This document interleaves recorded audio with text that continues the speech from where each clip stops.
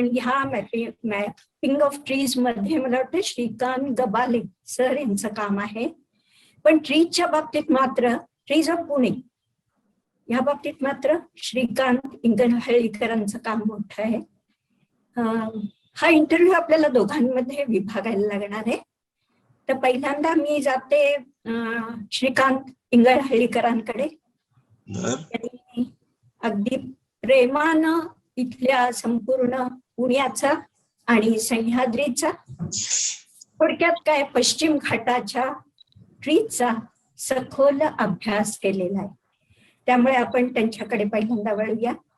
श्रीकांत, तुझ्या पुस्तकात तू असं म्हटलंय की माझं प्रेम प्रकरण ट्रीज बरोबरच सुरू झालं हे योगायोगाने. जरा त्याविषयी सांगशील?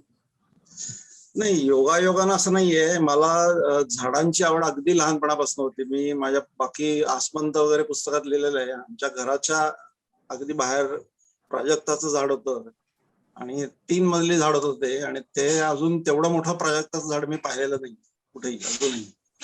तर तसं अगदी लहानपणापासून आवड होती. पण खरं म्हणजे अभ्यास असं म्हटलं तर सुरुवात केली साधारण 20व्या वर्षी.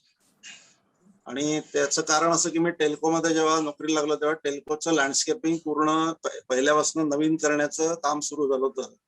आणि त्यामुळे प्रत्येक असे जे पोडके रस्ते होते त्याच्यावरती खड्डे खणून खंडाळ्यावरनं मोठी मोठी झाडं ट्रकमध्ये येत होती, आणि ती एका दिवसात एक एक रस्ता असा लावून पूर्ण होत होता. आणि त्या झाडाला फुलं आलेली असायची, फळं आलेली असायची, असं सर्व होतं. त्यामुळे मला टेल्कोत जॉईन झाल्या माझा झाडांशी संबंध आला आणि झाडांचा परिचय झाला. म्हणजे मला पहिल्या काही महिन्यात जवळजवळ 100 झाडं ओळखता येत होती तेव्हा सुद्धा, माझा म्हणजे परिचय झाल्या. त्यामुळे असं ते हे जे प्रकरण आहे ते टेल्कोच्या कामानी सुरुवात झालेली आहे. पण आवड मला पहिल्यापासून होती. अभ्यास तसं म्हटलं तर साधारण 20व्या वर्षीपासून केला आहे.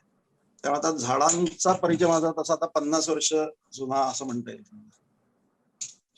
तुम्ही व्यवसायानं खरं तर इंजिनियर आणि झाडांच्या प्रेमात पडलात आणि ती तुमचा तो छंद बनला आणि जीवनव्यापी छंद बनला.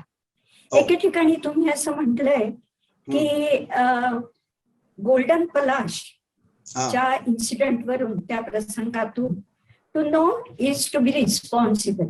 तेव्हा नोईंगची प्रक्रिया तुम्ही सांगितली, परिचयाची प्रक्रिया सांगितली, पण टू बी रिस्पॉन्सिबल ह्या प्रक्रियेविषयी पण सांगा. आणि त्याच्याही पुढे जाऊन मी म्हणेन की डॉक्युमेंटेशन करावं, ह्या सगळ्याची नोंद ठेवावी, ह्याचं पुस्तक रूपात हे आणावं आणि हँडबुक किंवा ज्याला आपण म्हणतो हस्तपुस्तिका या स्वरूपात आणायचं. ही आयडिया कशी काय तुला सुचली? नाही, आता हे वेगवेगळ्या स्वरूपात प्रत्येक जण करत असतो. उदाहरणार्थ म्हटलं तर शिकारी लोकांना देऊन, तसं थोडंसं माझं झालं असं म्हणता येईल की मला झाडांबद्दल खूप प्रेम निर्माण झालं आणि त्यातनं खूप आनंद मिळायला लागला. आणि तो आनंद आपल्याला तर भरपूर मिळतोय, पण दुसऱ्यांनाही दुसऱ्यांबरोबर तो शेअर करावा असं मला जेव्हा वाटलं तेव्हा मी हे डॉक्युमेंटेशन किंवा अभ्यास याचं सगळ्याची सुरुवात केली. त्यामुळे जसं एक वाक्य तू सांगितलं मी वापरलेलं की to be responsible, to know is to be responsible. म्हणजे एखादी तुम्हाला जे बाकी लोकांना माहित नाही ते तुम्हाला जर माहिती असेल तर ते तुम्हाला प्रत्येकापर्यंत पोहोचवणं ही मला जबाबदारी वाटते माझी. आणि त्यातनं हे सगळं डॉक्युमेंटेशन, अभ्यास हे सगळं, कारण डॉक्युमेंटेशन करायचं म्हणजे पहिल्यांदा अभ्यास करायला पाहिजे. आणि जेव्हा तुम्हाला खूप आवड निर्माण होते, एखाद्या विषयाबद्दल खूप प्रेम निर्माण होतं, तेव्हा त्याचा तुम्ही अभ्यास करता.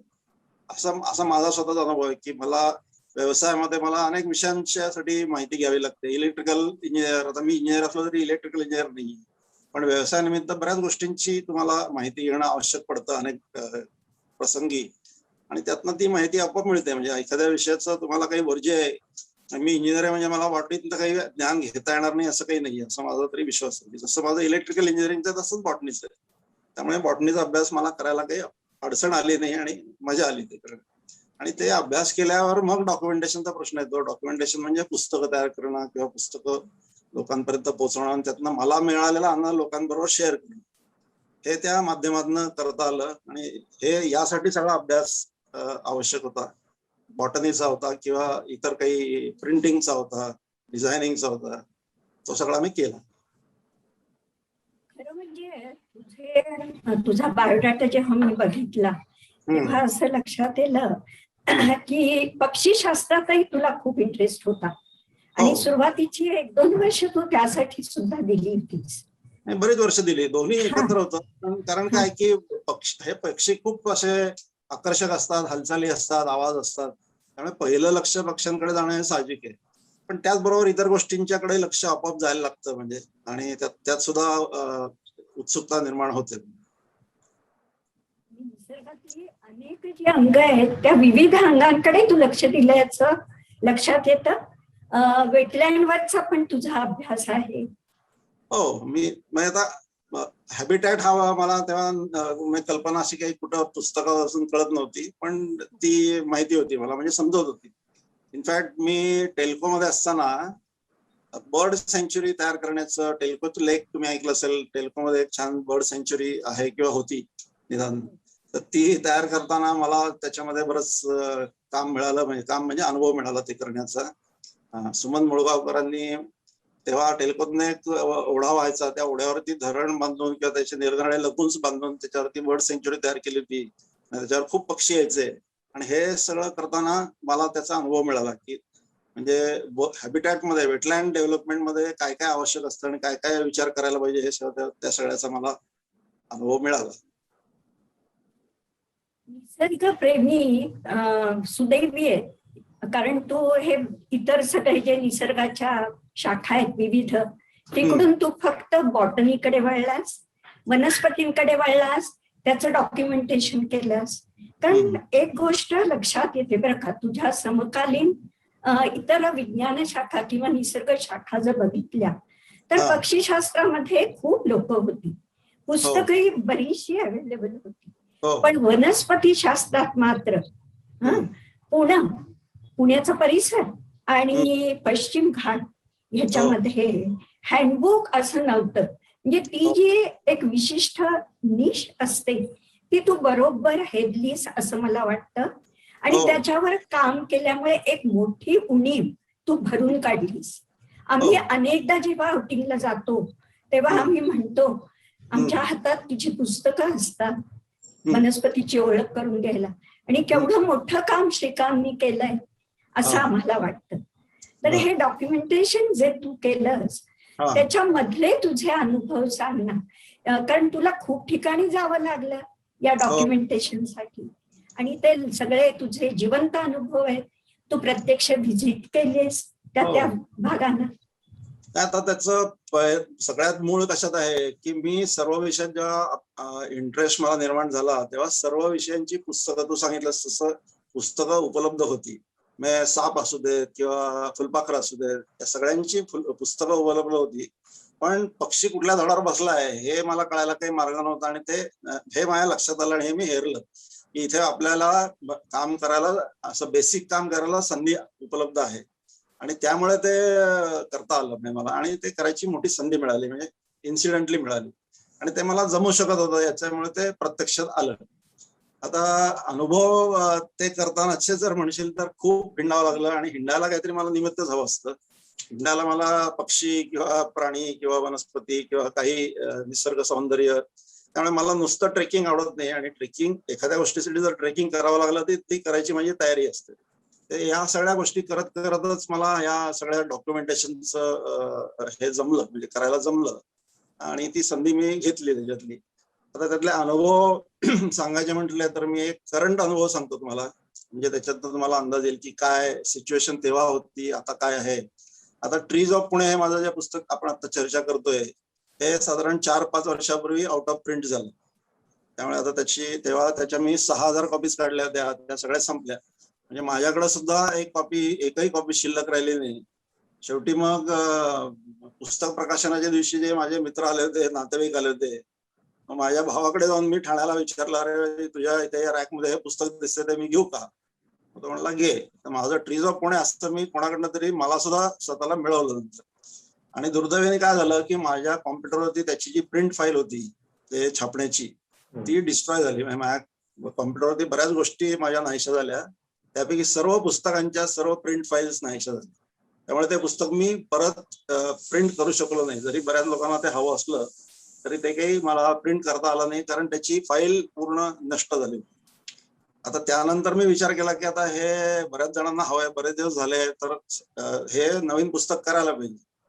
आता नवीन पुस्तक करताना माझ्याकडे फोटोही नव्हते सगळे, म्हणजे 500 स्पीशीज आहेत, त्याच्यात निदान प्रत्येकाचे 2 फोटो आहेत, म्हणजे 1000 फोटो मला काढणं आवश्यक होतं. तर मी म्हटलं आता हे सुरुवात तर करू. तर त्याची एक म्हणजे इंटरेस्टिंग घटना आहे म्हणून मी तुम्हाला सांगतो. एक अंकोळ नावाचं झाड आहे, माहिती असेल तुला. तर ते अंकोळ पुण्यातल्या कॅम्पच्या एका रस्त्यावरती एका संस्थेच्या आवारातनं त्याच्या फांद्या बाहेर आलेल्या होत्या आणि त्याचा फोटो काढून मी पुस्तकात छापला होता. तर मला सहज तेव्हा म्हटलं की हे जाऊन बघावं की काय त्या झाडाची परिस्थिती आहे. तिथं गेलो तर ते फुटपाथवर लोबणाऱ्या ज्या फांद्या होत्या त्या सगळ्या तोडून टाकलेल्या होत्या आणि फुटपाथला लागून उंच असं जाळीचं कंपाऊंड करून टाकलं होतं, जसं काय तुरुंग आहे असावा की काय, असं ते पूर्ण 10-12 फुटी कंपाऊंड केलं होतं त्याला. मग मला काही कळेना की आज ते झाड आहे की नाही, एवढं दुर्मिळ एकमेव झाड आहे पुण्यातलं मला वाटतं. तर मी ते गेट मधनं चौकशी करायला गेलो की मला ते झाड पाहायचंय. तर ते वॉचमननी पहिल्यांदा अलाव केलं नाही मला, आत जायचं नाही म्हणाला. नंतर कोणीतरी एक गृहस्थ दिसले आत, तर तो म्हणाला ते समोर दिसतात त्यांना जाऊन भेटा तुम्ही. मी त्यांना आत जाऊन भेटलो, काही गेट पास वगैरे काही काढला नाही, काही नाही, आत गेलो. तर ते त्यांना मी कारण सांगितलं तर ते इतके चिडले माझ्यावरती की तुम्ही आतच कसे काय आलात, की how dare you get crash into our premises. आणि ती सामाजिक संस्था आहे बरं का ती. आणि त्यांनी मला ऑलमोस्ट ढकललं म्हणजे गेटच्या बाहेर. आणि त्या गेट म्हणजे तो वॉचमन होता त्याला सुद्धा खूप त्यांनी झापलं. मोस्ट प्रॉब्ली त्या वॉचमनची नोकरी सुद्धा गेली असं. तर त्यांनी मला पहिलं बाहेर ढकललं की तुम्ही आलाच कसा आहात. त्या गेटमनला त्यांनी सांगितलं की याला सोडलंच कसं काय आत. मग मला नंतर आतनं त्यांनी सांगितलं की तुम्ही आम्हाला एक पत्र लिहा, मग आम्ही आमच्या जेव्हा मीटिंग होईल तेव्हा ते चर्चा करू त्याच्यावरती आणि तुम्हाला कळवू तुम्हाला ते झाड बघता येईल की नाही. आता असे जर 1000 प्रसंग मला तोंड द्यायचे झाले तर काय अवस्था होईल सांगा. त्यामुळे मी ते त्यानंतर पुस्तक करण्याचा विचार सोडून दिला. तेव्हा मी बऱ्याच अडचणी आल्या होत्या मला अशाच, पण त्या सोडवल्या होत्या. कुठेतरी घुसायचं, कुठेतरी लपून आत शिरायचं, असं करत करत फोटोग्राफी केली होती. आणि आता ते करायची माझी मानसिक तयारी नाहीये. कुणी मला हटकलं तर मला जनरली खूप चीड येते. तर तशी आता परिस्थिती आहे की अनेक ठिकाणी जाणं शक्य नाही आहे, अनेक ठिकाणी झाडं मेलेली आहेत. या माझ्या याच्यातली 20 झाडं नाहीशी झालेली आहेत. पूर्वी होती पुस्तक काढताना, आता नाही येत. तर अशी सगळी परिस्थिती आणि अतिशय विदारक परिस्थिती आहे. पण ईश्वराचे आभार आहेत की आतापर्यंत तू जे केलंस ते खूप महत्वाचं आहे. आणि त्यांनी एक वेगळंच क्षेत्र असं व्यापलेलं आहे. श्रीकांत, तू पुण्यातल्या सगळ्या झाडांचा, सह्याद्रीतल्या बहुतेक झाडांचा अभ्यास केलाय. तर पुण्याचं नेमकं स्थान काय आहे ग्रीन कव्हर या दृष्टीने, किंवा ग्रीन सिटीज मध्ये पुण्याचं स्थान कितवं आहे? बरोबर आहे. मी जेव्हा हे पुस्तक करायचं असं मी ठरवलं तेव्हा ऍक्च्युअली बापू महाजन, श्रीधर महाजनांनी मला सांगितलं होतं. त्यांनी एक अशी एक यादी पण, म्हणजे मी आणि महाजन सरांनी एक यादी सुद्धा प्रसिद्ध केली होती की आपण अशी एक यादी प्रसिद्ध करायला पाहिजे की पुणे परिसरातले वृक्ष. त्यासाठी मग कुठली तरी एक ठाण्याची यादी, कुठली तरी अजून कुठल्या तरी एक शहराची यादी, असं करून आम्ही नुसती एक यादी बनवली होती, पण ती कुठं प्रसिद्ध झाली नाही किंवा त्याला काही कोणाला ती माहीत नव्हती. मग त्यानंतर मी जेव्हा पुस्तक करायचं असं ठरवलं, कारण ते म्हणाले की तुम्ही पुस्तक करा, भरपूर स्पीशीज आहेत आपल्याकडे आणि इतर शहरांच्या मानाने जास्त आहेत. तर म्हणून मी ट्रीज ऑफ दिल्ली हे जे प्रसिद्ध पुस्तक आहे प्रदीप किशनचं, ते मी त्याच्यावरनं साधारण अंदाज घ्यायला सुरुवात केली की आपलं पुस्तक कसं असायला पाहिजे. ते माझ्यासाठी आदर्श होतं, म्हणजे जे ट्रीज ऑफ दिल्ली. मग त्याप्रमाणे जेव्हा मी करायला घेतलं आणि पहिल्यांदा नुसतं लिस्टिंग केलं स्पीशीजचं, तर मला असं लक्षात आलं की जवळजवळ 450 स्पीशीज पुण्यामधल्या माझ्याकडे यादीला आल्या. आणि तेव्हा जेव्हा मी त्याच्यात इतर लोकांनी काय काय काम केलं हे याचा शोध घेतला, म्हणजे वर्तक सरांचे काही पेपर्स आहेत किंवा आणखी पण इतर लोकांचे बरेच पेपर्स आहेत त्याच्याविषयी, त्या सगळ्यांना जर बघायला गेलं तर साधारण 250 पेक्षा काही कोणाची हे जात नव्हती म्हणजे यादी. आणि म्हणून मला वाटलं की हे खूप इंटरेस्टिंग आहे आणि आपल्याला करायला चांगला स्कोप आहे परत इथे. आणि म्हणून मी ते कंपायलेशन सुरू केलं. आणि ते कंपायलेशन सुरू करताना असं माझ्या लक्षात आलं की एकतर अशा प्रकारचं पुस्तक किंवा अशा प्रकारची माहिती कुठल्याही शहराची कोणी कंपाईल केलेली नाहीये आतापर्यंत, तोपर्यंत तरी नव्हती केली. ट्रीज ऑफ दिल्ली जरी म्हटलं तरी त्यात 200 आणि ऑड काहीतरी अशा स्पीशीज आहेत. म्हणजे दिल्लीत सापडणाऱ्या एकूण एक स्पीशीजचा अकाउंट त्यात नव्हता. किंवा तेवढ्या कमीच स्पीशीज आहेत. म्हणजे दिल्लीमध्ये मला वाटतं डायव्हर्सिटी कमी आहे, त्यामुळे तिथं स्पीशीज कमी आहेत. सेम गोष्ट बंगलोरची पण होती. आता बंगलोर आणि दिल्ली अखेर आणखी कुठल्या शहरात काही डाटा मिळत नव्हता, पण मला असं लक्षात आलं की पुण्याचं जे भौगोलिक स्थान आहे ते वेस्टर्न घाटच्या कुशीमध्ये आहे, आणि त्यामुळे आणि म्हणजे एका बाजूला दख्खनचं पठार आणि त्याच्यावरचे सगळं कोरडे सगळे प्रदेश आहेत, आणि एका बाजूला वेस्टर्न घाट सारखा रिच बायोडायव्हर्सिटीचा प्रदेश आहे. याच्या इंटरफेसवर पुणे असल्यामुळे या पुण्यामध्ये हॅबिटॅटची डायव्हर्सिटी भरपूर आहे, आणि त्यामुळे इथे स्पीशीजची संख्या जास्त आहे. आणि त्यामुळे मला असं लक्षात आलं की ही जी फॅक्ट आहे ही सगळ्यांसमोर आली पाहिजे की पुण्याचं जे युनिक स्थान आहे, मला वाटतं कुठल्याही शहरामध्ये जर बघितलं तर एवढ्या स्पीशीज कुठं असतील असं मला वाटत नाही. म्हणजे 500 आता नवीन वेळा जेव्हा पुस्तक ट्रीज ऑफ पुणे करायला गेलो तेव्हा मला त्याच्यात 50 ऍडिशन साधारण, म्हणजे 20 डिलिशन आणि 50 ऍडिशन असं साधारण म्हणजे 500च्या वरती स्पीशीज त्याच्यात जातात. आणि असं तू फार महत्वाचं बोललास, डिलिशन. हे डिलिशन कशामुळे झालं? म्हणजे हा लॉसच आहे नाही का? Deletion lack of interest, lack of म्हणजे आस्था नसण्याचं एक कारण आहे. म्हणजे अनेक झाडं आपोआप मेली किंवा काही झाडं तोडली गेली, काही झाडांना इतर काही नैसर्गिक ह्याच्यामुळे ती मेली. अशा 20 म्हणजे एकमेव झाड असू ना पुण्यात, असं दुसऱ्या कुठल्या नाही. तसं सुवर्ण पळसाचा पण उल्लेख केलायस बघ. हो, ते तर एकमेवच होतं, ते असंच कॅज्युअली तोडलं गेलं. त्यामुळे या सगळ्याच्या मागे लॅक ऑफ इंटरेस्ट हे मुख्य कारण आहे. अदरवाईज ते जर माहिती असतं. वेळ मर्यादित असल्यामुळे मी पुढच्या मुद्द्याकडे वळते की हेरिटेज झाडांवर म्हणजे आपली वारसा संपत्ती या दृष्टीने आपण झाडांकडे बघतो, तर त्या बाबतीत पुण्याची काय परिस्थिती आहे आणि खरं तर वारसा याचे क्रायटेरिया किंवा निकष काय आहेत? हो, आता तसं म्हटलं तर पुण्याला काय फार मोठा ऐतिहासिक वारसा लाभलाय असं वाटत नाही, निदान झाडांच्या दृष्टीने तरी. तर त्यामुळे ऍक्च्युली मला ह्याच्यात आणखी एक काम करायची संधी मिळाली. म्हणजे मी पुणे PMC जे हेरिटेज कमिटी होती तिथे मला अनेक वर्ष काम करायची संधी मिळाली त्या हेरिटेज कमिटीवरती. आणि तिथे डे टू डे इतर काही ज्या हेरिटेज प्रॉपर्टीज असतात किंवा साईट्स असतात याच्याशिवाय नॅचरल हेरिटेजचं डॉक्युमेंटेशन करणं, तेव्हा एक डेव्हलपमेंट प्लॅन तयार होत होता, आणि त्या डेव्हलपमेंट प्लॅन मध्ये हेरिटेज किंवा नॅचरल रिसोर्सेसचं इन्क्लुजन करणं हे तेव्हा आवश्यक होतं, आणि ते काम मी तेव्हा केलं. आणि त्यावेळेला मग त्याची जी काही क्रायटेरिया असतात, हेरिटेज कशाला म्हणायचं हा क्रायटेरिया सगळा तेव्हा शोधला, आणि त्या क्रायटेरियावरनं मग सर्व प्रकारचं हेरिटेज त्यावेळेला डॉक्युमेंटेशन केलं. त्याचे लोकेशन्स डॉक्युमेंट केली, त्याची स्पीशीज केली, त्याची मुद्दाम माहिती जमा केली, आणि असं सगळं डॉक्युमेंटेशन तेव्हा करायला मिळालं. आणि ते डॉक्युमेंटेशन PMCच्या डेव्हलपमेंट प्लॅन मध्ये इन्क्लूड करण्यासाठी तेव्हा करून दिलेलं होतं. त्याच्या पुढचं आता नक्की माहित नाही, मी त्या कमिटीत त्यानंतर मी काम करत नाहीये, त्यामुळे त्याची मला फारशी कल्पना नाहीये. पण नॅचरल हेरिटेज म्हणजे हिस्टॉरिकल असं जर म्हणाल तर फार कमी आहे. पण मग आपण स्वतः डेफिनेशन टाकायचं की हे कशाला हेरिटेज म्हणायचं, आणि मग त्याची लिस्ट करायची, असा मी मार्ग शेवटी निवडला. कारण असं काही कुठे स्टँडर्ड अवेलेबल नाहीये. त्यामुळे एखादी स्पीशीज रेअर आहे किंवा एखाद्या स्पीशीजचा नमुना खूप जायंट आहे किंवा एखाद्या स्पीशीजचा रेअर खूप आहे जी कुठंच नाही अशी, किंवा काही एखादा खूप सौंदर्य म्हणजे ज्याला खूप ऍस्थेटिक व्हॅल्यू आहे, environmental value, aesthetic value, historic value, आणि काही असोसिएशन्स आहेत. किंवा आता या झाडाखाली अमुक अमुक कोणाकोणाची भेट झाली, ती विवेकानंद आणि पुणे किंवा लोकमान्य टिळक असं काहीतरी यांची भेट या झाडाकडे घडली होती. कारण पुण्या सिटीच्या बाहेर आहेत अशी उदाहरणं, पण पुणे सिटीमध्ये जर म्हणाल तर अशी हिस्टॉरिकल व्हॅल्यू किंवा असोसिएशनल व्हॅल्यू फार कमी आहेत. पण त्या ज्या काय आहेत त्या तेव्हा नोंद केलेल्या होत्या. काही हेरिटेज ट्रीज किंवा काही रेअर ट्रीज ज्याला आपण दुर्मिळ वृक्ष म्हणतो, असे थोडक्यात तुला सांगता येतील पटकन? हो, आता पटकन सांगतो की पर्वतीमध्ये देवळाचा कॉम्प्लेक्स आहे, त्याच्यामध्ये पेशवेकालीन चाफा आहे. तो चाफा तेव्हा त्याच्यामध्ये 350 ते 400 वर्ष जुना आहे. त्याचा घेर 2-3 खोल्यांच्या याच्यात मावेल असा मोठा आहे. उंची काय फार नाही त्याची, कारण तो असा खुजा असतो तो जो वृक्ष आहे तो. पण चाफा म्हणजे पांढरा चाफा, म्हणजे प्लुमेरिया ज्याला आपण म्हणतो तो. आता तो एक्झॉटिक आहे, त्यामुळे एखाद्याच त्याला कमी महत्व दिलं जाईल असं असू शकतं. पण एक ओल्डेस्ट लिव्हिंग ट्री असं म्हटलं तर तो चाफा आहे पर्वतीवरती.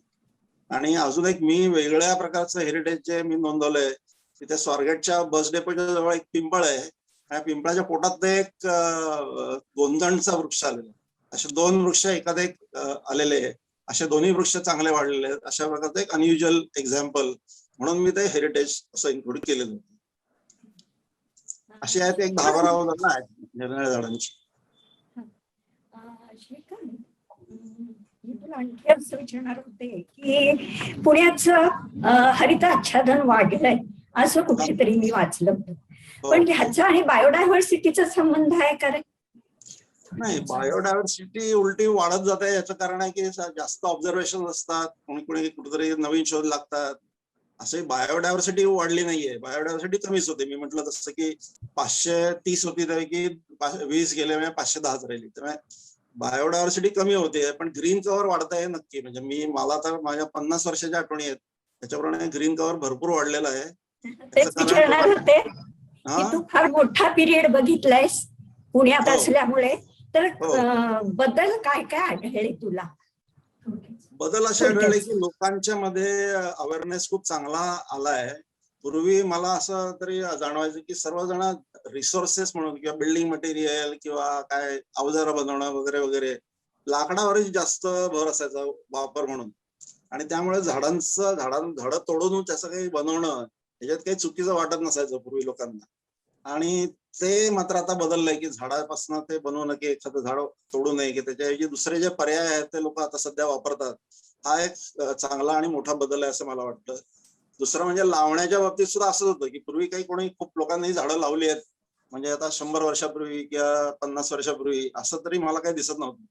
की आता आज जसा झाडं लावण्याबद्दलचा जो काही अवेअरनेस आहे तो 50 वर्षापूर्वी नक्कीच नव्हता. त्याच्यात डेफिनेट बदल झालेला आहे. तिसरी गोष्ट, पुण्याची एरिया वाढली, स्कोप वाढलाय. त्यामुळे हे, आणि असं काही नाही की लोकांना झाडं लावायची नसतात असं काही नाही. असं एक कॉन्क्रीट जंगल झालं की झाडं कमी होतात असं जे लोकांचं इम्प्रेशन आहे ना, तसं नाहीये. असं माझं म्हणणं की एखादी हाऊसिंग कॉम्प्लेक्स झाली तर तिथे त्या हाऊसिंग कॉम्प्लेक्स मध्ये एकतर नियमाप्रमाणे कमीत कमी झाडं लावायला लागतात, आणि असं काही कोणी टाळाटाळ करत नाही झाडं लावण्यामध्ये, किंवा त्याच्या संख्येमध्ये काहीतरी चोरी केली आहे किंवा चुकीची झाडं लावली असं काही कोणी करत नाही. झाडांबद्दलचा लोकांना आकस आहे असं मला तरी वाटत नाही. त्यामुळे झाडांची विकासाच्या रेट्यामध्ये अव्हेन्यूज वगैरे नाहीसे झाले रे, हे तर खरं आहे ना? हे बरोबर आहे, पण कमानी, वृक्षांच्या कमानी. हो बरोबर आहे, पण आता ते तेव्हाची परिस्थिती आणि आताच्या परिस्थितीमध्ये बदल आहे.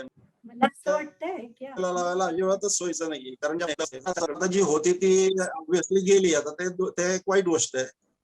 त्यामुळे ती तेव्हा त्याचा घोड्यांसाठी जो रस्ता होता तिथं आता मोठ्या मोठ्या बसेस चालतात, आणि पूर्वी जिथं 10 वाहनं होती तिथं 1 लाख वाहनं झाली. त्यामुळे आता ते होणारच, त्याला काय पर्याय नाही.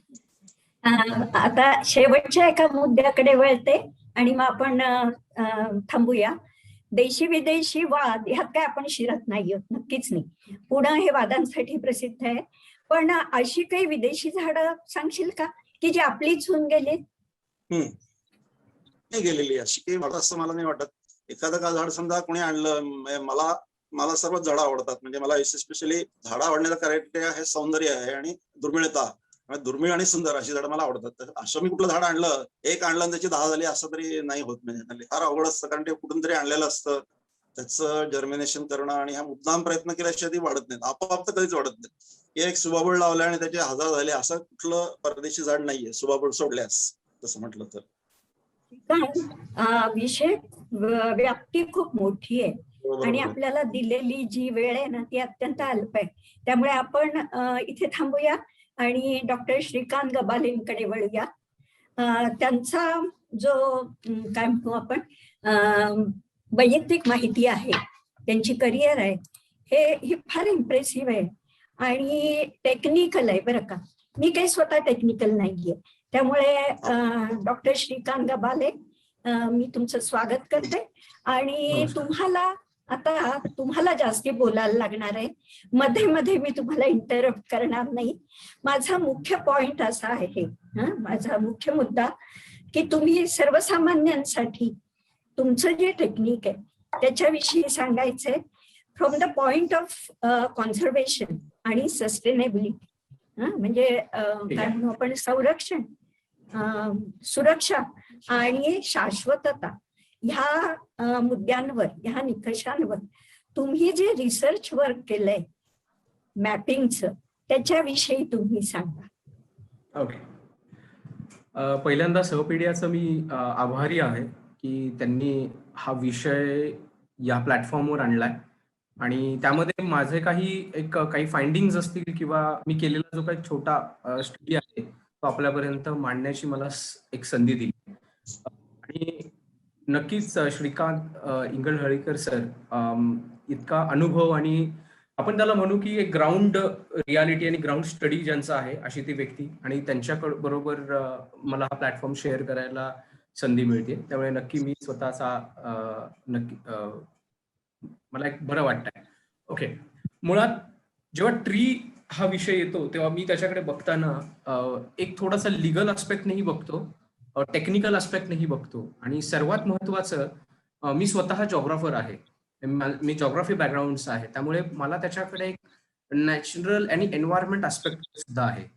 जेव्हा मी एन्व्हायरमेंट आस्पेक्टने जेव्हा ह्या ट्रीज ह्या विषयाकडे बघतो तेव्हा एका गोष्टीकडे लक्षात येतं की मी ज्या ठिकाणी राहतो तिकडच्या बद्दलचं एन्व्हायरमेंट, त्या तिकडची टोपोग्राफी याच्याबद्दलची माहिती किती आहे आपल्याला. आणि हा प्रश्न मी जेव्हा विचारला तेव्हा सर्वात पहिल्यांदा माझ्या डोक्यात एक विषय आला की व्हेजिटेशन कव्हर किती आहे मी जिथे राहतोय तिथे, पुण्याचं. आता मगाशी एक विषय निघाला की पुण्याचं लोकेशन हे तबकडी सारखं आहे. छान मस्तपैकी वेस्टर्न घाट आपल्या पुण्याच्या वेस्ट साईडला बघितलं तर आपली वेस्टर्न घाटची रेंज आहे.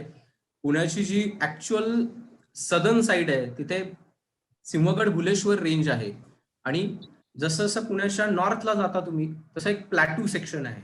आता हे सगळं बघता आणि दोन छान रिव्हर्सचा संगम आहे पुण्यामध्ये, एक आयडियल लोकेशन पुण्यात. आणि अशा याच्यामध्ये इथे जे ट्रीज आहेत त्या ट्रीजचा कव्हर आता जसं डिस्कशन मध्ये आलं की तो वाढत चाललाय. आता त्याच्या मागे पण थोडीशी एक जॉग्राफीचा पॅरामीटर आपण इथं विचार करू शकतो की एखाद्या सिटीमध्ये ट्री कव्हर वाढणं म्हणजे काय, तर ट्रीची कॅनॉपी वाढते. ट्रीचं प्लांटेशन आता होत पुण्यामध्ये. त्याचं कारण आता डेव्हलपमेंटसाठी तुमच्याकडे आता लँड नाहीये सिटीमध्ये. पण जसं जसं एक स्टडी जेव्हा मी केला तेव्हा पुण्याच्या सिटीमध्ये तुम्हाला एक ट्री कव्हर जास्त दिसतो, आणि जसं जसं पुण्याच्या आउटसाइड जेव्हा आपण त्याला म्हणतो urban fringe area, urban fringe कडे जातो तिथे ट्री कव्हर कमी होत चाललाय, कारण तिथे स्कोप मिळतोय लँड डेव्हलपमेंटचा, अर्बनायझेशनचा. आणि जिथे अर्बनायझेशन होतो तिथे इम्पॅक्ट होतो ट्री व्हेजिटेशन कटिंगचा. सो हे कॅल्क्युलेशन आता ह्या फाइंडिंग्सवर किंवा या ऑब्झर्वेशनवर कसं आलो इथं येतो. पुण्याचा 2011 मध्ये ट्री सेन्सस झाला होता, आणि ह्या ट्री सेन्सस मध्ये स्पेसिफिकली 23 लाख ट्रीज काउंट केल्या पुण्यामध्ये. आता हे 23 लाख ट्रीज 2011 मध्ये जेव्हा काउंट झाल्या तेव्हा प्रभागनिहाय त्याला एक बायफर्केशन केलं गेलं होतं, आणि त्यावेळी एक टेक्नॉलॉजीचा वापर केला ज्याच्यामध्ये आम्ही काम करतोय, ती आहे GIS. एक टूल आहे, जॉग्राफिकल इन्फॉर्मेशन सिस्टम, ज्याच्यामध्ये जीपीएसचा वापर करून त्या ट्रीजचं लोकेशन डिफाईन केलं जातं. आणि ते ट्रीचं लोकेशन डिफाईन केल्यानंतर त्या ट्रीचे डिटेल्स म्हणजे त्याची हाईट, त्याचा टाईप, त्याचं सायंटिफिक नेम, त्याचं लोकल नेम, गर्थ, हाईट, त्याचं एज, ह्या सगळ्या डिटेल्स काढले जातात. आणि डेफिनेटली श्रीकांत सरांसारखे जे आता एक्सपर्ट्स आहेत, जे बॉटनिस्ट मध्ये चांगली ज्यांना माहिती आहे, अशांनी त्याच्यामध्ये मोठं कॉन्ट्रीब्युशन दिलं, आणि 23 लाख ट्रीजचा एक काउंट आणला गेला पुढे. आता हा काउंट आला तेव्हा सर्वात महत्वाचं जे असतं एक अर्बन प्लॅनिंग मधला पार्ट येतो की तुमची टोटल लँड एरिया, तिकडचं पॉप्युलेशन आणि तिथे असलेले ट्रीज याचे कुठेतरी एक एकमेकांशी ताळमेळ आहे. आता तो काय ताळमेळ आहे हाही स्टडी करणं गरजेचं होता असं मला त्यावेळी वाटलं. आणि मी नुकतंच एका माझ्या PhDच्या कामानिमित्त पुणे सिटीवर जो काही अर्बनायझेशनचा इम्पॅक्ट आहे, जिओमॉर्फॉलॉजी पुण्याच्या, तो काय आहे त्याच्यावर मी जरा माझं काम सुरू केलं होतं. आणि त्यावेळी एक 1971 पासून तर 2015-17 पर्यंतचा जो काळ आहे तो मी घेतला होता स्टडीसाठी. आणि मला एक असं लक्षात आलं की सडनली 30 to 35% अर्बन एरिया हा वाढतोय. म्हणजे इतका प्रचंड जी काय एक्झिस्टिंग होती म्हणजे व्हेजिटेशन कव्हर, इव्हन आपण त्याला म्हणूयात वॉटर एरिया, हे सगळे कमी झालेत आणि एकदम सेटलमेंट आणि बॅरन लँड वाढत चालली आहे. सेटलमेंट सिटी एरियामध्ये आणि अर्बन फ्रिंच एरियामध्ये बॅरन लँड. आता हे वाढताना नेमकी त्याचा इम्पॅक्ट जो झाला ट्रीवर झाला. मग तो ट्री काउंट जो आहे तो झाला तुमचा ट्रीची पोझिशन, म्हणजे ट्री नेमकी कुठं स्थान आहे त्या ट्रीचं ते मॅप करणं, आणि गर्थ. त्यामुळे मग सॅटेलाइट इमेजचाही वापर केला, ज्याच्यातून मी थोड्या वेळात ते प्रेझेंटेशनही शेअर करेन की काय ते नेमकं मॅप्स आहेत ते, त्याचा स्टडी केला आणि त्यातून मला काउंट मिळाला, प्रभागनिहाय नंबर ऑफ ट्रीज मिळाले. आता याला मी कॅल्क्युलेट केलं की प्रत्येक प्रभागात 100 माणसांच्या मागे किती ट्रीज आहेत. त्यामुळे आपल्याला कळतं की आता सगळे नॉर्म्स, म्हणजे आता ट्री सेन्ससचा एक इंटरेस्टिंग एक नॉर्म आहे की दर 5 वर्षांनी कंपल्सरी 2013 मध्ये सुप्रीम कोर्टने एक ऑर्डर दिली आहे की दर 5 वर्षांनी प्रत्येक म्युन्सिपल काउन्सिल आणि कॉर्पोरेशनने ट्री सेन्सस करावं. 2005 मध्ये 13 मध्ये. 2013 नंतर तुम्ही कॅल्क्युलेट केलं तर 17-18 मध्ये पुण्याच्या ट्री सेन्सस होणं एक्सपेक्टेड होता दुसरा, तो अजून झालेला नाहीये. ओके. आणि जो Maharashtra preservation of tree act 1975 चा जो आहे त्याच्या अंडर आहे, आणि त्याची अमेंडमेंट पण केली गेली होती 2009 ला त्या ऍक्ट मध्ये, आणि 2013 मध्ये सुप्रीम कोर्टची ती ऑर्डर आहे. म्हणजे हे सगळं बघता कंपल्सरी ट्री सेन्सस होणं हे गरजेचं होतं. आता त्याच्या पुढची गोष्ट जी आहे ती म्हणजे मगाशी मी म्हणलो की प्रत्येक वॉर्ड वाईज ट्रीज किती, त्याला नंबर ऑफ 100 माणसांच्या मागे किती ट्रीज आहेत हे कॅल्क्युलेट केलं. त्याची डेन्सिटी, पॉप्युलेशन डेन्सिटी तीही काढली आणि त्याला कनेक्ट केलं ट्रीज बरोबर, आणि त्यानुसार काही मॅप्स समोर गेले आणि त्यातून खूप छान फाइंडिंग्स आले. म्हणजे मला सांगायला आवडेल की आधी औंध, बाणेर या एरियामध्ये पर्टिक्युलरली ट्री कव्हर कमी होता, तो अचानक वाढला.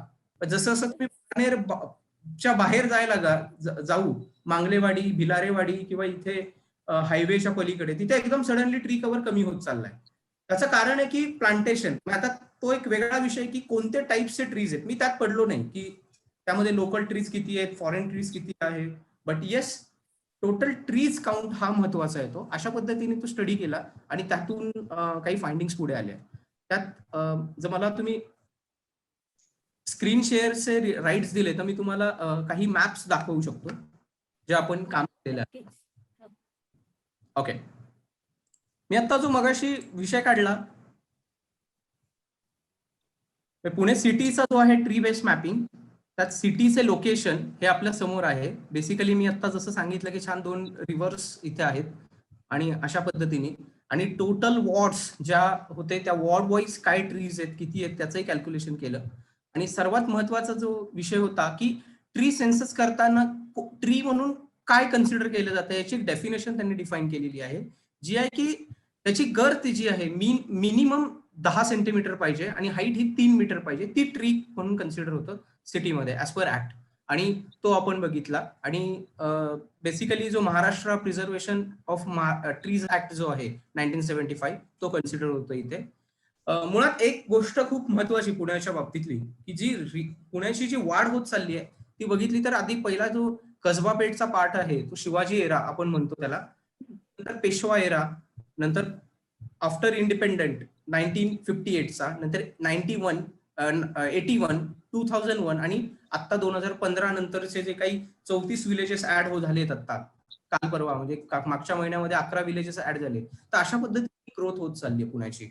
आता हे करताना सर्वात महत्वाचा जो WHO चा जो पॅरामीटर आहे जो पॉप्युलेशन ग्रोथचा, म्हणजे ट्री पॉप्युलेशन हा 12% वाढली पाहिजे, 12% तरी पाहिजे कंपॅरेटिव्हली ओव्हरऑल याच्यात. तर तसं आपल्याला इथे दिसत नाही. आणि WHO असं सांगतं की एअर क्वालिटी जर चांगली असेल तर तुमची पर पर्सन $20 एवढा इयरली जो काय हेल्थ कॉस्ट आहे ती वाचू शकते. आणि नीट ट्रीचा कव्हर असेल तर जवळजवळ 130 मिलियन इलेक्ट्रिसिटी, म्हणजे एवढी वाचू शकते इलेक्ट्रिसिटी, कारण त्याच्यामध्ये जो कन्झम्पशन आहे इलेक्ट्रिसिटीचा तो एकदम कंट्रोलमध्ये येऊ शकतो. सो या गोष्टींकडे आपण कसं स्किप करतो आय डोंट नो. अशा वेळी हे काम करताना जीपीएस नेव्हिगेशनसाठी लोकेशनसाठी टेक्नॉलॉजी वापरली गेली, ज्यामध्ये GIS म्हणजे बेसिकली डेटा कॅप्चर केला जातो, त्याचं अनालिसिस केलं जातं आणि स्पेशल अँड नॉन स्पेशल डेटामध्ये त्याचं प्रोव्हिजन केलं जातं.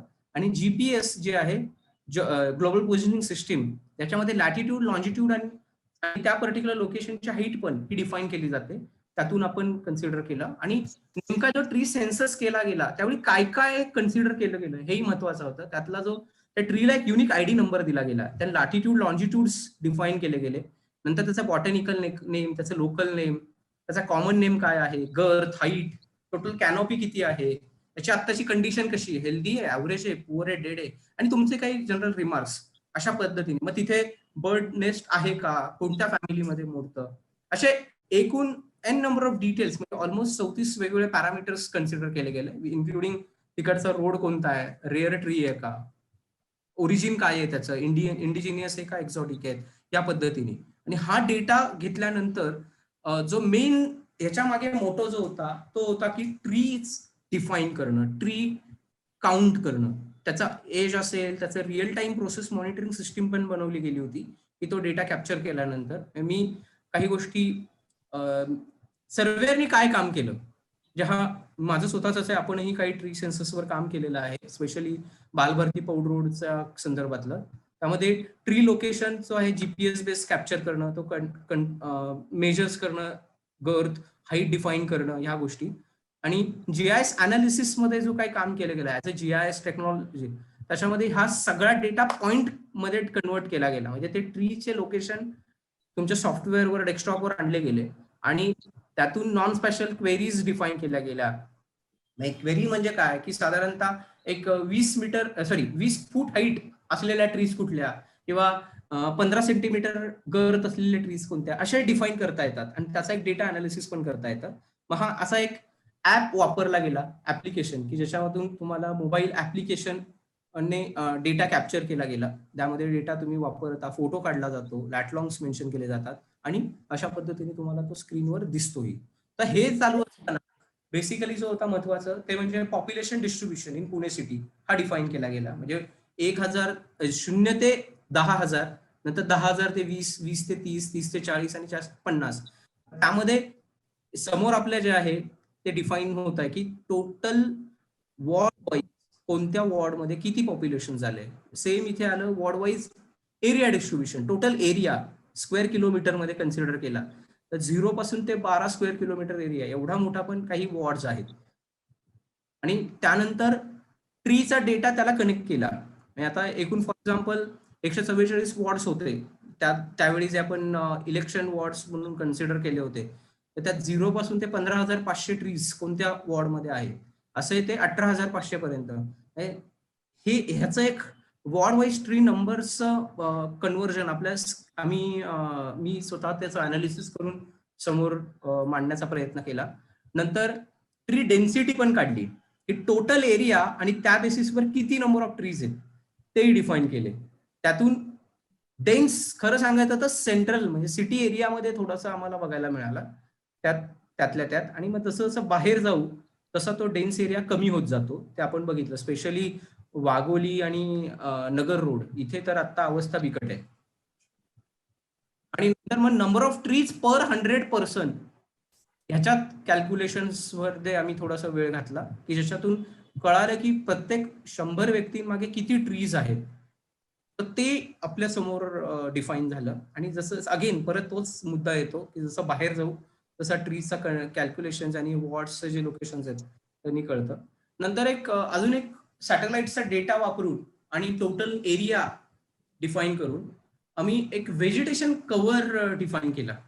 म्हणजे वॉर्ड वाईज 1991 मध्ये काय कंडिशन होती. फॉर एक्झाम्पल सेंट्रल एरिया जो आहे तो बघितला आणि जसं जसं बाहेर जाऊ त्या पद्धतीने तर डिफाईन करताना हेक्टर वाईज किती एरिया अंडर व्हेजिटेशन होता. आणि जसं जसं 2015चा कॅल्क्युलेशन केलं तर एकदमली काही चेंजेस इथे दिसतात आपल्याला.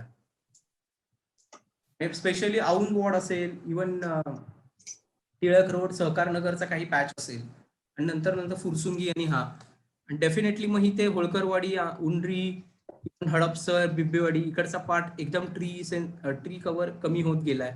सो अशा पद्धतीने मला असं वाटतं की मॅपिंग आम्ही करायचा प्रयत्न केला. आणि त्यातून बेनिफिट्स जे डिपार्टमेंट्सला झाले होते की त्यातून ट्रीज किती आहेत प्रेझेंटली त्यांच्या ज्युरिडिक्शन मध्ये ते डिफाईन झाले. नंबर ऑफ स्पेसीज स्पीसीज किती आहेत तेही कळालं. नंतर लोकेशन, रेअर स्पीसीज किती आहे, इव्हन मेडिकल प्लांट लोकेशन्स बघितले तर ते किती आहे, टोटल ह्युमन रेशो मी आता जसं बघितलं इकॉलॉजिकल बॅलन्सच्या दृष्टीने किती ट्रीज आहेत, आणि रिजन वाईज ग्रोथ रेट काय आहे ट्रीचा तोही डिफाईन होतो. नंतर based on the present road, आता रोड्स नुसार विचार केला तर किती ट्री अंडर कव्हर कसा आहे रोड वाईज. नंतर त्याचं जे डिस्ट्रीब्युशन जे आहे ओरिजिन, ट्रीचं ओरिजिन तेही बघितलं गेलं. नंतर लोकेशन वाईज डेंजरस आहे का कसं आहे काय आहे, किंवा ते कटिंग करायची गरज आहे का, काय एज आहे त्या ट्रीजचं हे डिफाईन झालं. म्हणजे तुम्ही फिल्टर दिला जीआयएस प्लॅटफॉर्मवर तर तुम्हाला हे लक्षात येतं की साधारणतः 50 वर्षापेक्षा ट्रीज जास्त कुठले कुठले आहेत, 40 वर्षापेक्षा कुठले आहेत, मग त्याचा टाईप कुठला आहे. पण सरांसारखे जे बॉटनिस्ट आहेत त्यांना माहिती असतं की ह्या टाईपचं ट्री साधारणतः एवढं एवढं असेल तर हे नंतर पडू शकतं वाऱ्यामध्ये. एक असे काही जे पॅरामीटर्स आहेत ते तुम्हाला सेट करता येतात. आणि to know the place, high density, मी आता जे डेन्सिटी कव्हर आपण बघितला तो, आणि हे सगळं तुम्हाला वापरता येतं अर्बन प्लॅनिंग मध्ये. सो अशा पद्धतीने मला असं वाटतं की ह्या सगळ्यामध्ये एक काम करायचा प्रयत्न केला गेला आणि डेफिनेटली खूप चांगले रिझल्ट समोर आले. पण हा झाला डेटा. हा डेटा एक्सपर्ट्स जोपर्यंत समोर आणत नाही तोपर्यंत त्याचं मॅपिंग करणं इम्पॉसिबल आहे. सो हॅट्स ऑफ की बरेचसे जे कंपनी, ज्या कंपनींनी आणि गार्डन डिपार्टमेंटनी आणि काही पॅनलवर जे एक्सपर्ट्स होते त्यांनी मनावर घेऊन याचा हा डेटा समोर आणला. आणि आता ही वेळ आहे की सेकंड ट्री सर्वे, ट्री सेन्सस पुण्याचा होणं गरजेचं आहे. आणि जेव्हा तो होईल त्यातून आपण परत कंपॅरिझन करू शकतो की गेल्या 2011 ते आता 2021 या 10 वर्षामध्ये काय चेंज झालेला असेल ग्रोथ रेट. सॅटेलाइट्स थ्रू तुम्ही व्हेजिटेशन कव्हर काढू शकता म्हणजे canopy, but number of trees, मग त्यात टाइप्स, असं जसे मगाशी बोलताना सर हे म्हणाले की त्यांनी जे बुक लिहिलं त्यातले 20 एक ट्रीज आता नसतील, पण मग ते आपल्याला परत आयडेंटिफाय करता येतील की ज्या जिओटॅग पोझिशन मधून ट्रीजचं आयडेंटिफिकेशन झालं होतं ते तो ट्री आहे का तिथे, ते झाड आहे का, आणि आता त्याची कंडिशन काय आहे. सो आणि मग नंतर एक कंपॅरेटिव्ह अनालिसिस आणि या सगळ्या गोष्टी शक्य आहे. यामुळे सिटीचा जो व्हेजिटेशन इंडेक्स आहे तोही आपल्याला एक मेंटेन ठेवता येतो. त्याच्यानुसार ऍक्शन प्लॅन सेट करता येतात. त्यामुळे काही गोष्टी मेजर्स करावे लागतात. इव्हन काही रूल्स रेग्युलेशन मध्ये काही चेंज करायचे असतील, इंटरनल पॉलिसीज मध्ये काही चेंज करायचे असतील, हे डिसिजन्स घ्यायला सोपं जातं. सो डेफिनेटली डेटा आणि त्याचं इंटरप्रिटेशन हा आज एक काळाचा आणि महत्वाचा मुद्दा आहे. थँक्यू. फारच छान श्रीकांत, तुम्ही फार चांगलं हे स्पष्टीकरण केलं आणि त्याचं महत्व कळलं बरं का. म्हणजे हे जे टेक्निक वापरून तुम्ही जर एवढा मोठा अभ्यास केला, हा मला वाटतं तुमच्या संशोधनाचा एक पेपर होता. श्रीकांत, तुमचा खरं थोडासा उशीर झाला, ज्याला आपण वराती मागून घोडं म्हणतो, की तुमचा परिचय थोडक्यात करून द्यायचाच राहिला होता. पण तुमच्या विषयातून फार चांगल्या रीतीने तुम्ही करत असलेल्या कामाचं महत्वही, म्हणजे वृक्ष संवर्धन, निसर्ग संवर्धन आणि शाश्वतता, ह्याच्यासाठी या गोष्टींची किती गरज आहे हे मात्र नक्कीच एस्टॅब्लिश झालं. पण थोडक्यात आपल्या श्रोत्यांसाठी सांगते की तुमची जी डॉक्टरेट आहे ती ह्याच्यावर आहे ना, impact of urbanisation on Pune city. ते एक आहे. त्यानंतर माझ्या दृष्टीने मला काय महत्वाचं वाटलं माहितीये का, की तुम्ही युअर मास्टर ट्रेनर महाराष्ट्र गव्हर्नमेंटसाठी राईट टू इन्फॉर्मेशन ऍक्ट हे आहात आणि राईट टू सर्व्हिस ऍक्ट. मला इथे एक छान किस्सा सांगायला आवडेल. बेसिकली जी आयडिया आली त्याच्यामध्ये आरटीआयचा मोठा रोल आहे. हा, यशदामध्ये मी रिसर्च ऑफिसर म्हणून काम पाहत होतो आणि त्या दरम्यान आम्ही आरटीआय वरही थोडंसं काम चालू होतं. सो मला पुण्याचं काम करायचं होतं आणि डेटाही हवा होता पुण्याचा, आणि मी जर प्रत्यक्ष गेलो तर मला तो मिळणारही नव्हता आणि त्यांनी टोटली मला तो डेटा द्यायचा नाही म्हणून थोडासा अगेन्स्ट होते. बट जेव्हा मी त्यांना आरटीआय थ्रू रिक्वेस्ट केली त्यावेळी त्यांनी मला सांगितलं की तुम्ही दुसऱ्या दिवशी एक हार्ड डिस्क घेऊन या. आता मी हे मोठ्या प्लॅटफॉर्मवर सांगतोय.